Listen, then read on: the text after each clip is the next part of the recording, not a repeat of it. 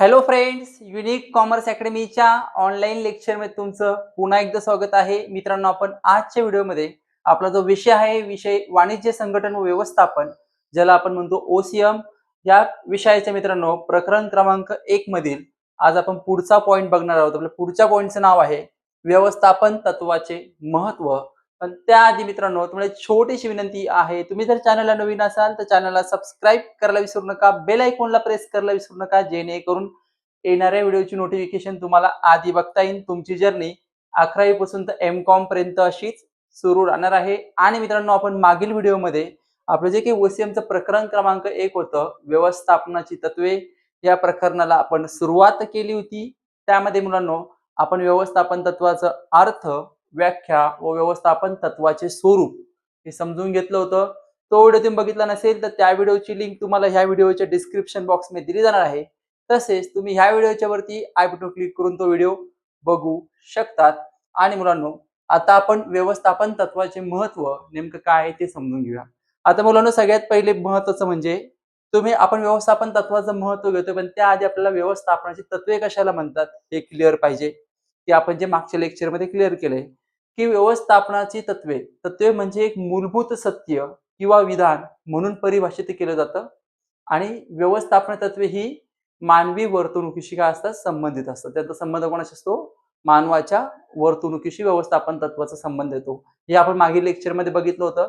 फक्त लक्षात एवढंच ठेवा मुलांनो, ते मूलभूत मूलभूत सत्य असतं. तत्व म्हणजे काय? मूलभूत सत्य किंवा विधान म्हणून हे परिभाषित केलं जातं. तर आता आपण व्यवस्थापन तत्वाचे जे महत्व आहे ते महत्व समजून घेऊया. तर बघा, पहिलं महत्व आहे व्यवस्थापकांमध्ये उपयुक्त जाणीव निर्माण करते. पहिलं काय आपलं महत्व? व्यवस्थापकांमध्ये उपयुक्त जाणीव निर्माण करते. आता मला उदाहरण घ्या, की समजा आपली व्यवसाय संस्था आहे. काय? व्यवसाय संस्था म्हणजे व्यवसाय. हा आहे आपला व्यवसाय. आता साहजिक गोष्ट आहे, की आपल्या व्यवसायाचं आपलं ध्येय जर पूर्ण करायचं असेल, तर आपल्या व्यवसायामध्ये काय करावं लागतं? व्यवस्थापन करावं लागतं. काय करावं लागतं मुलांनो? व्यवस्थापन. हे बघा, आपला व्यवसाय आहे. आपल्याला व्यवसायाचं ध्येय पूर्ण करायचंय. मग आपल्याला त्यासाठी व्यवस्थापन करावं लागतं. आपला व्यवसाय आपल्याला मोठा करायचा असेल, तर आपण व्यवस्थापन करतो. व्यवस्थापन केल्यामुळे काय होतं? आपण जे व्यवसायामध्ये काम करणार आहे, ते अगदी प्रभावी पद्धतीने पूर्ण होतं. मग आता मुलांनो, व्यवस्थापन आपण व्यवसायामध्ये करतो. व्यवस्थापन करताना तुम्हाला माहिती आहे, की जे व्यवस्थापक असतात, कोण असतात? व्यवस्थापक. व्यवस्थापक म्हणजे जे व्यक्ती व्यवस्थापन करणार आहे त्या व्यक्ती. मग व्यवस्थापनाला काय येतं? भरपूर त्याच्यामध्ये अडचणी येतात. काय येतात? अडचणी. म्हणजे आपण ज्याला समस्या म्हणतो, की मुलांनो, व्यवस्थापन करताना अडचणी येतात. मग अडचणी आल्यानंतर त्या अडचणींचं किंवा त्या समस्याचं आपल्याला आकलन व्हायला पाहिजे. की जनरली बघा, आज तुम्ही व्यवस्थापक आहात, तुम्ही व्यवस्थापन करत आहात. व्यवस्थापन करताना तुम्हाला अडचणी आल्या. तर अडचणी आल्यानंतर तुम्हाला त्या अडचणीचं आकलन झालं पाहिजे. नेमकं अडचण काय आहे? आणि ह्या अडचणी पुढे निर्माण होऊ नये. तर समजा तुम्हाला आज अडचण आली, आता चुकतो माणूसच चुकतो आपण बघितलं. चुका कोणाकडून होतात? व्यक्तीकडून होतात. मग तुम्ही आज चुकलात, तर तुम्ही त्यापुढे व्यवस्थापन तत्वाचा अवलंब केला, तर तुमच्याकडून चुका होत नाही. काय होत नाही? चुका होत नाही. आणि तुम्ही जे काम व्यवसायामध्ये करणार आहात, ते काम अगदी चांगल्या पद्धतीने पूर्ण होतं. कसं पूर्ण होतं? चांगल्या पद्धतीने. मग मुलांनो, आपण जे व्यवसायामध्ये काम करणार आहे, त्यासाठी जी व्यवस्थापन तत्वे त्याच्यामध्ये ती आपल्यासाठी महत्त्वाची आहेत, असा विचार करून जर आपण काम केलं, एक व्यवस्थापक म्हणून ना, ती तत्वे महत्त्वाची आहे असं समजून आपण काम केलं, तर आपलं काम 100% परफेक्ट होणार, 100% चांगलं होणार. आणि त्या 100% चांगलं काम केल्याचा फायदा कशाला होणार? आपल्या व्यवसायाला होणार आहे. आपलं काम 100% चांगलं तर आपला व्यवसाय लवकरात लवकर पुढे जाईल. कमी दिवसामध्ये आपला व्यवसाय मोठा होईल. आणि त्यातून आपल्या व्यवसाय संस्थेची जी काही ध्येय आहे, ती ध्येय मुलांनो पूर्ण होण्यास काय होणार आहे? मदत होणार आहे. म्हणून प्रत्येक व्यवस्थापकामध्ये उपयुक्त जाणीव ते निर्माण करत असतं. कारण ते महत्त्वाचंच आहे. व्यवस्थापनामध्ये तत्वे खूप महत्त्वाची आहे. पण हे प्रत्येक व्यवस्थापकामध्ये, व्यवस्थापक म्हणजे कोण? जो व्यवस्थापन करणारा व्यक्ती आहे, त्या व्यक्तीला त्याची जाणीव निर्माण व्हायला पाहिजे. आणि ती उपयुक्त जाणीव काय करत असते? तत्वे व्यवस्थापकामध्ये निर्माण करत असतात. त्याचा फायदा कशाला होत असतो?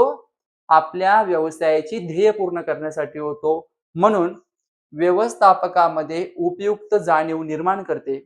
हे व्यवस्थापन तत्वाचं पहिलं महत्व आहे.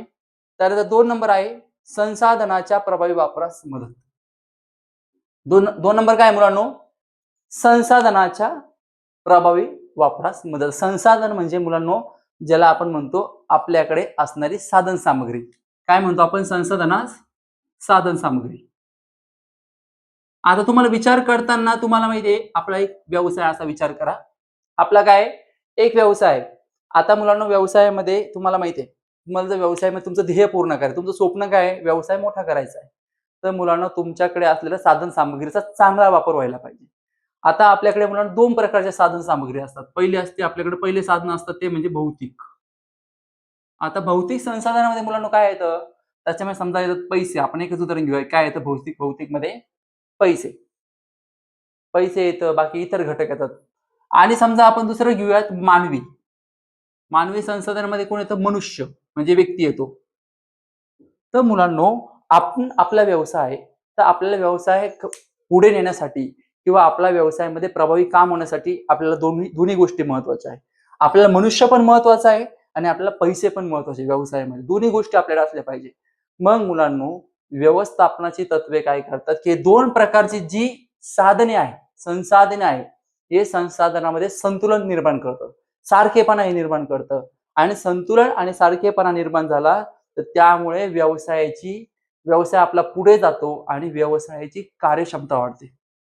जे काही कर्मचारी असतील, व्यवसायातील मालक असतील, मॅनेजर असतील, सर्वच ती कार्यक्षमता वाढण्यास मदत होते आणि कार्यक्षमता वाढल्यामुळे आपल्या व्यवसायाचं जे काही ध्येय आहे, ते ध्येय पूर्ण होण्यासाठी आपल्याला व्यवस्थापनाची तत्वे मदत करतात. म्हणजे आपण जे म्हणतो संसाधनाचा जो प्रभावी वापर आहे, प्रभावी वापर म्हणजे चांगला वापर, योग्य तो वापर. मग आपल्याकडे जे भौतिक आणि मानवी संसाधन आहे, त्या दोन्हीही संसाधनाचा आपण म्हणतो पूरक पर्याप्त वापर हा आपण केला पाहिजे. योग्य तो वापर केला पाहिजे. ॲज अ व्यवस्थापक म्हणून आपण ह्या संसाधनाचा चांगला वापर केला, त्याचाच फायदा आपल्या व्यवसायाला पोहोचतो आणि आपल्या व्यवसायाची जी काही ध्येय आहे, ती ध्येय पूर्ण होण्यास मदत होते. म्हणून संसाधनाच्या प्रभावी वापरास मदत हे एक व्यवस्थापन तत्वाचे स्वरूप आहे. त्यानंतर 3 नंबर आहे शास्त्रीय निर्णय.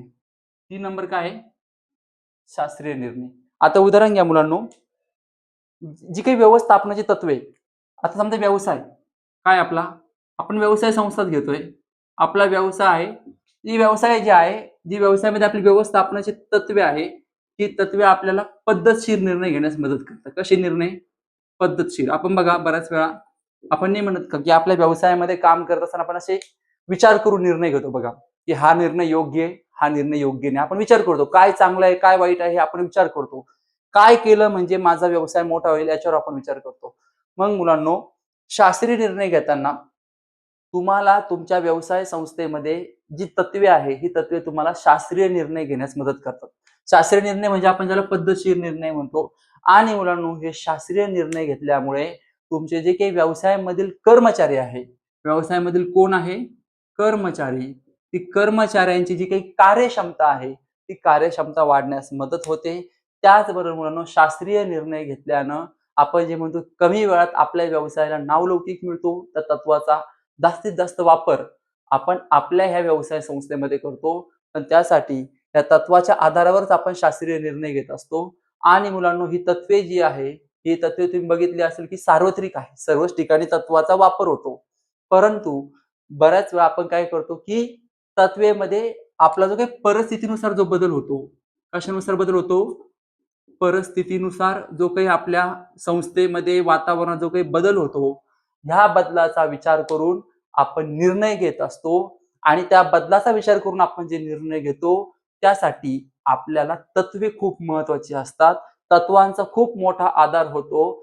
तत्वांच्या आधारामुळे आपण परिस्थितीनुसार जे बदल झालेले आहेत, जे बदल घडून आलेले आहे, त्याच्यावर योग्य तो निर्णय आपण घेऊ शकतो. म्हणून शास्त्रीय निर्णय हे एक व्यवस्थापन तत्वाचे महत्व आहे.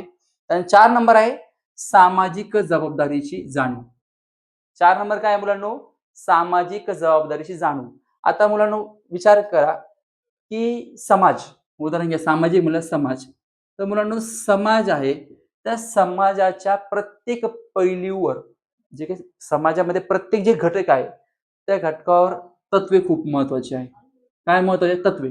आता उदाहरण घ्या, एक तुम्ही व्यावसायिक आहात. कोण आहात? व्यावसायिक. मी आज एक व्यावसायिक आहे असा आपण विचार करू. मी कोण आहे? एक व्यावसायिक.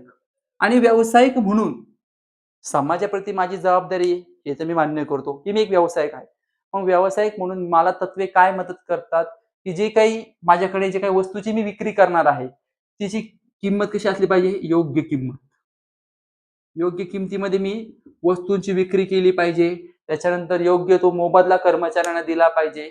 ह्या ज्या काही मुलांनो गोष्टी आहे व्यवसायामधल्या, तर ह्यासाठी आपल्याला ही जाणीव, ज्या जाणीवेतून आपल्याला आपण समाजाप्रती देणं लागतो, ह्या भावनेतून आपण वस्तूंची किंमत योग्य ठेवली पाहिजे.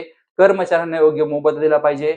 योग्य दर्जाच्या वस्तूचं उत्पादन घेतलं पाहिजे. ह्या सर्वच गोष्टी आणि योग्य किमतीत वस्तूची किंमत योग्य ठेवणे, योग्य दर्जाच्या वस्तू आपण मार्केटमध्ये, बाजारपेठेमध्ये त्याची विक्री करणे, यासाठी आपल्याला कोण मदत करतात? यासाठी आपल्याला तत्त्वे मदत करतात. म्हणून मुलांनो, सामाजिक जबाबदारीची जाणीव हे एक व्यवस्थापन तत्वाचं महत्व आहे. त्यानंतर 5 नंबर आहे संशोधन आणि विकासास प्रोत्साहन. 5 नंबर काय आहे? संशोधन आणि विकासास प्रोत्साहन. संशोधन म्हणजे तुम्हाला माहिती आहे, ज्याला आपण रिसर्च म्हणतो. विकास म्हणजे तुम्हाला माहिती आहे, ज्याला आपण डेव्हलपमेंट म्हणतो. प्रोत्साहन. प्रोत्साहन म्हणजे काय मुलांनो? त्यांना आपण नाही का एका अर्थी मोटिव्हेट करतो बघा, प्रोत्साहित करतो. मग आता उदाहरण घ्या, की आपली व्यवसाय संस्था आहे. आपली काय व्यवसाय आहे आणि व्यवसायामध्ये तुम्ही बघता बघा, की भरपूर नवीन बदल होतात. काय होतं व्यवसायामध्ये, परिस्थितीमध्ये, परिस्थितीनुसार काहीतरी बदल होतात. जसं आपण थर्ड पॉइंटमध्ये बघितलं तसंच. परिस्थितीनुसार जर बदल झाले, तर मुलांनो त्यामुळे आपल्याला एक व्यावसायिक म्हणून, एक व्यवस्थापक म्हणून तत्वात पण बदल करावे लागतात. परिस्थितीमध्ये बदल झाले, त्या बदलानुसार आपण काय करतो? त्या बदलाला स्वीकारतो. आपण काय करतो? बदल स्वीकारतो. काय करतो? जे बदल झाले, ते बदल आपल्याला स्वीकारावे लागतात बघा. स्वीकारतो म्हणजे आपण ॲक्सेप्ट करतो, की ठीक आहे, हा बदल झाला आहे आणि तो बदल आता मला स्वीकारावा लागेल. आता आपण बदल स्वीकारतो. मग बदल स्वीकारल्यानंतर आपल्याला त्या बदलाप्रमाणे आपल्याला तत्वांचा अवलंब करावा लागतो.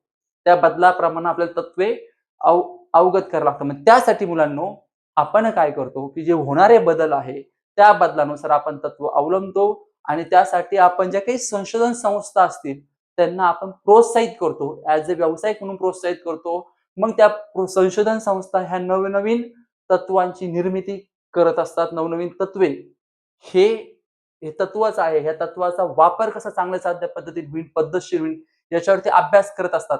म्हणजे काही संशोधन संस्था असतील, मानवी संशोधन संस्था, विकास डेव्हलपमेंट बोर्ड असेल, त्यांना आपण काय करत असतो? प्रोत्साहित करत असतो. का प्रोत्साहित करतो?